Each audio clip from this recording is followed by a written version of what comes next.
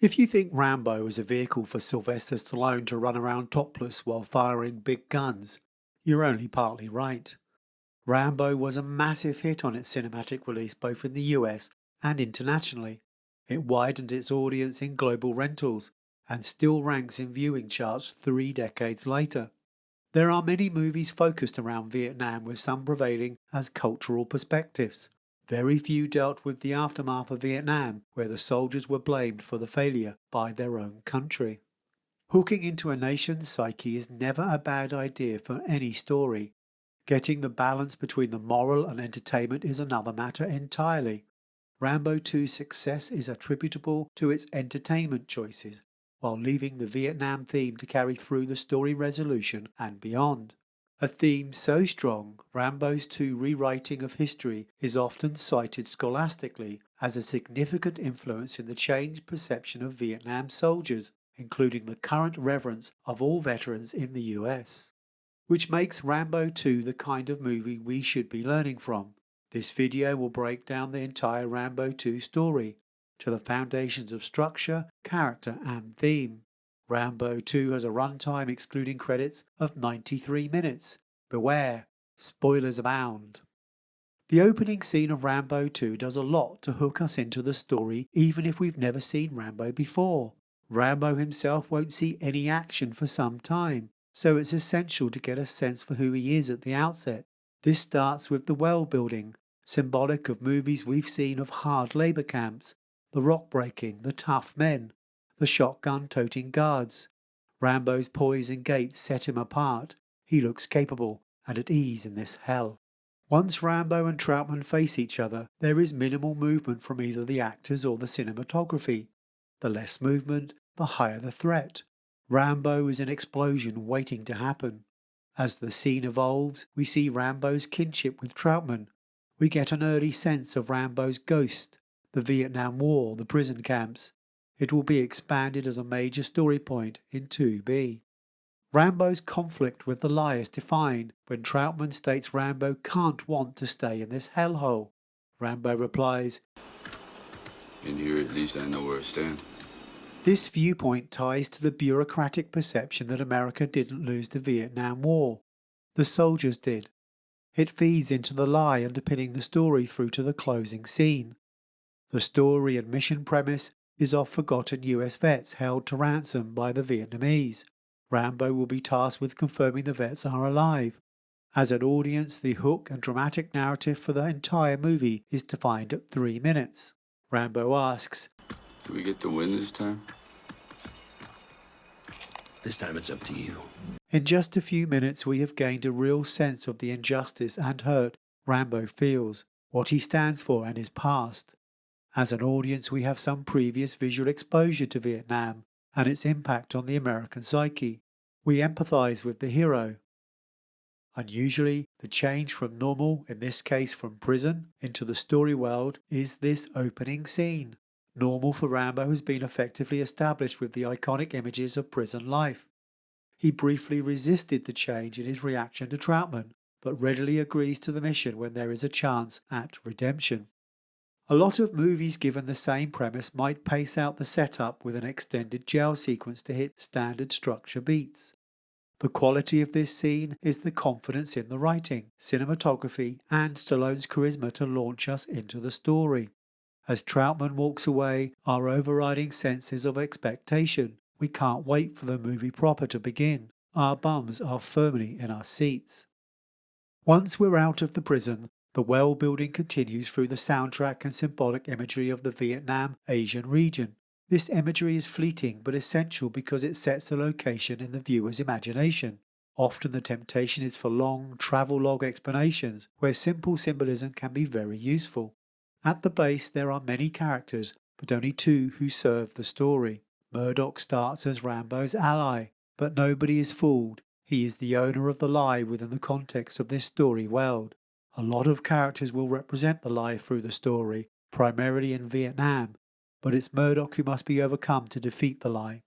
Troutman is Rambo's ally. His purpose at the base is to create conflict and drama for the story, as he tries to give voice to Rambo's truth. He also has some great lines to stoke our investment in Rambo's abilities. The story premise is to prove American POWs are still captive in Vietnam. Our story investment deepens when we learn Rambo's objective is to take pictures. Even on first viewing, we have no expectation he will do that, just as we have no faith Murdoch is here to do anything but betray Rambo. It is part of the appeal. Even when we don't know what will happen, we do. If we've not been paying attention, Rambo tells us Murdoch is not to be trusted as he leaves for the break to Act 2. This distrust is important through 2A. Murdoch's parameters for success are the lie, for there to be no proof of POWs. Rambo's truth drives him to believe success is proving there are POWs. Even though Rambo distrusts Murdoch, his error is to believe their criteria for success is the same.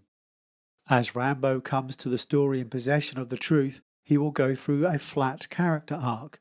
The lie exists in the story world around Rambo, and he will have to defeat the lie to survive the story.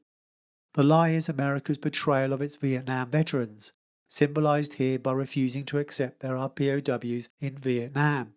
Importantly, America is never directly accused. It is Murdoch who owns the lie and symbolizes the bureaucratic betrayal. Rambo's truth through the story is a soldier's commitment and love for his country. The hero's truth is usually represented by a physical object. Here it's the bow and knife he will later use to take apart the Vietnamese and Russian soldiers. The break to 2 gives us our first dramatic sequence of 15 minutes, with Rambo caught up exiting the plane. The sequence achieves several things beyond drama. It is the point of no return as Rambo cuts himself and his equipment loose. The moment is symbolic, freeing himself of the bureaucratic technology.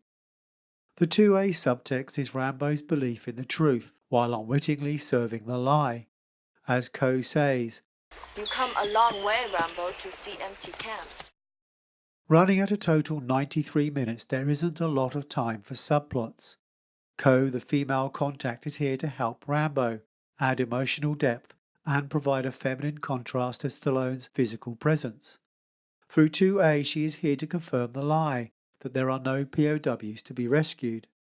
Through 2A, Rambo is in control of this familiar environment, but he isn't running the story yet. The story is drawing him towards the prison camp, while showing us the lie is alive in the story world. In Coe, the female contact sent to show him an empty camp, the pirate riverboat, the Russian weapons. At 23 minutes on the riverboat, the story pauses to build an emotional connection between Rambo and Coe. This adds depth to our investment in Rambo and Coe that pays out at the all is lost.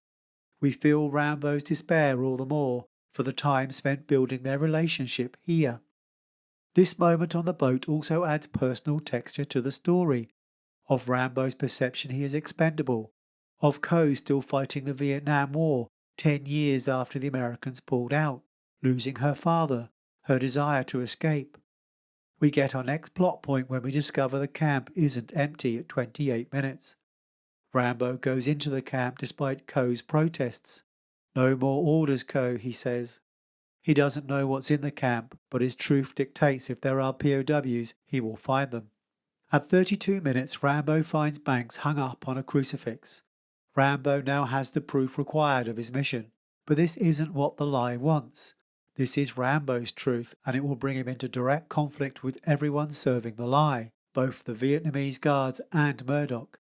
For now, Rambo demonstrates his ability to serve death with just a bow and a knife. This foreshadows his much wider rampage in 2B. The scene on the riverboat at 38 minutes reaffirms the lie is lurking in every corner of this world. The scene again foreshadows Rambo's ability to bring violent death to the party. The dramatic midpoint sequence is the next plot point at 42 minutes. Despite mortar rounds exploding around them, Rambo takes Banks to the pickup point at the top of the hill, which itself is symbolic of their struggle and where we are in the story. As Troutman radios Murdoch to confirm the story truth that there are POWs, Murdoch is faced with his moment of truth. He cancels the pickup and recalls the helicopter. Rambo realizes his error in underestimating Murdoch's capacity to betrayal. The lie is now out in the open. Troutman and Rambo can both see the mission was only about confirming there were no POWs.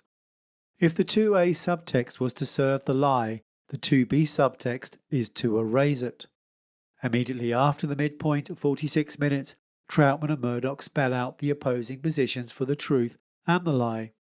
The lie is the $4 billion in unpaid compensation the US owe the Vietnamese. No POWs means the US has no moral imperative to pay it. Murdoch demonstrates he's not just a plot device by showing us he truly believes he's doing the right thing. The $4 billion would be used against the US. A POW talking about his ordeal on TV might lead to another war. The threat of that seems quite real within the context of the story. The difference between the lie and the truth is highlighted when Murdoch calls the POWs for a couple of forgotten ghosts? Men, goddammit! Men who fought for the country. That's enough! It's all powerful stuff, humming along in the background of an action flick. While Rambo now fully understands the lie, crucified in a Vietnamese slime pit, he can also quite literally see the bad guys moving in. The torture sequence of 53 minutes accomplishes several story points. It tests Rambo's commitment to the US government and his truth. Rambo was given further reasons to abandon his truth when Podofsky reads out the transcript of the aborted midpoint pickup. Banks, the POW, is brought in to be tortured, and Rambo seems to concede. Instead, he uses the opportunity at 59 minutes to remind Murdoch and the audience, via the radio, what needs to happen for the lie to be defeated. Murdoch. I'm coming to get you. Rambo's ability to defeat the lie seems a long shot given his situation, but it's a fist-pumping moment that reinvests the audience in the story. We know what's going to happen next, if not the specifics. We can sit back and enjoy the ride. The ride starts immediately at 60 minutes with Rambo escaping with the help of Ko, demonstrating her ability and dedication to Rambo while he does what he does best. At 66 minutes we reach the All Is Lost. Ko has added a female dimension, has been reasonably well represented as a capable ally to Rambo. Her character is slightly let down by the hurried emotional moment before her death. David Morrell's novel of the screenplay has more time to develop the relationship with Ko. In the novel, the agreement for Rambo to escape with Ko is a business transaction. Rambo needs help navigating Thailand, and Ko wants to see her son in America. There is a genuine need for each other and respect between the both, but the deal in the book is not sealed with a kiss. The kiss here builds an emotional bond between Rambo and Ko for the audience, but it has a feeling of inevitability the moment Ko stands up. As she dies, Stallone sells their bond in his emotional reaction to her death, his primal whimper of despair. Ultimately, the All Is Lost has served its purpose. Primal is exactly where you want Rambo at the back end of Act 2. Ko's grave is symbolic of all the soldiers who died in the name of the Vietnam lie. Too many other graves Rambo has grieved over. It isn't just Ko, she was the straw. As he picks up the bow, the physical symbol for his truth, you know he's about to fight for the memory of all who were betrayed. It's very powerful, especially in Rambo II because of the cultural fabric carefully woven into this action story. Our expectation for what will happen next is very high. Our bums 1 hour into the movie are still very firmly in their seats. From 67 minutes, Rambo comes face to face with various incarnations of the lie, including Tay, the Vietnamese sergeant who killed Ko earlier. After the brief victory that is Tay's death, we get the darkest hour. The Russians use a stolen US Huey, symbolic of the Vietnam War, to drop napalm, also symbolic, on Rambo. From the moment Rambo buries Ko to the movie end, he is never tested like he is by the napalm. The threat is fleeting though. At 77 minutes, having survived the napalm, Rambo symbolically wrestles control of the Huey back from the Russians. The scene itself is the break to 3. When he sits in the pilot seat of the Huey, Rambo has returned to the Vietnam War, and now the outcome is down to him. As Rambo banks the Huey around towards the POW camp at 78 minutes, he is in Act 3. It all looks done and dusted, but it's far from that. Rambo is upping the stakes and obliterating not just the lie, but his own Vietnam ghosts as he destroys the camp and rescues the POWs. This moment is significant for the story and Rambo's truth because it shows how far we have come, from Rambo taking the mission to recon POWs to rescuing them and flying them to safety. It feels like a victory as the helicopter clears the trees, but the lie has one last trick up its sleeve. The climax is upon us. At 82 minutes, Podofsky makes a reappearance piloting a Russian Hind helicopter, twice the size of Rambo's American Huey. The size and firepower of the Russian Hind are symbolic, of course. It gives a face to the lie in Vietnam. It was always Russian. The Huey, symbolic of the US, seems outclassed. Watching the Hind chase down the Huey is an excellent sequence threatening Rambo and the POWs. It's also a compelling visual narrative fought just above ground level and innocent villagers. The climactic moment is Podofsky's belief he has won, his finger on the trigger to obliterate the Huey. At that moment, Rambo launches a rocket through the screen and blows up the Hind. The symbology here is that you could never beat America, not at least one with Rambo fighting for it. The story main is now over. Rambo has obliterated the Vietnam lie and delivered on the dramatic narrative at the beginning. Now we head into the resolution to close down the bureaucratic lie. The last element of the Vietnam lie is the US government itself, represented here by Murdoch and his special operations team out of Washington. Rambo literally destroys the physical representation of the government lie, the technology, radar and radio stations, ending in a primal scream from Rambo. Anytime you can reduce a character moment to its primal level, especially at the resolution, it's going to connect with an audience. The lie is finally put to rest when Rambo tells Murdoch, Mission accomplished. restating the dramatic narrative once more. With the story now over, the dialogue between Troutman and Rambo gives us insight into the way forward for Rambo's character. The defining lines of the story and the broader US-Vietnam conversation come from Rambo, stating as a soldier, I want what they want. And every other guy who came over here and spilt his guts and gave everything he had once for our country to love us as much as we love it. It is powerful in its simplicity and resonates well after the credits have rolled. Close inspection has shown Rambo II offers a lot for any writer learning good storytelling, solid structure, strong character, and emotive themes. On the surface, it is a Vietnam action movie, but there have been many iterations of that narrative long since forgotten. What elevates Rambo? The simple answer is it's a good story, well written. It starts with David Morrell's original novel. First Blood was about the appalling treatment of war heroes by the US as a nation. The theme and quality of story is continued here in Rambo II, where it's about vanquishing the Vietnam demon and claiming back honour for the veterans. It works because the essential theme strikes so deep into the psyche of America. The story achieves this very simply by using Murdoch as a figurehead for the American lie, Rambo and Troutman as a figurehead for a soldier's honour. Through the first half it seems everyone is gunning for the same thing, to see if there are POWs. The story lie is secret until the midpoint. After the midpoint the lie is out, but Rambo now sees it and will defeat it. The magic is the detail built into the lie and Rambo's truth. The key takeaway from Rambo 2 is that good story always matters, whether the lie exists inside a character or the wider world. Making it about something that matters is going to help your story resonate with a wider audience. As we close up, I wanted to point you in the direction of David Morrell's Rambo 2 novel, which is based on two differing screenplays. His introduction to the book on how he came to write the Rambo 2 novel is worth the price of admission alone.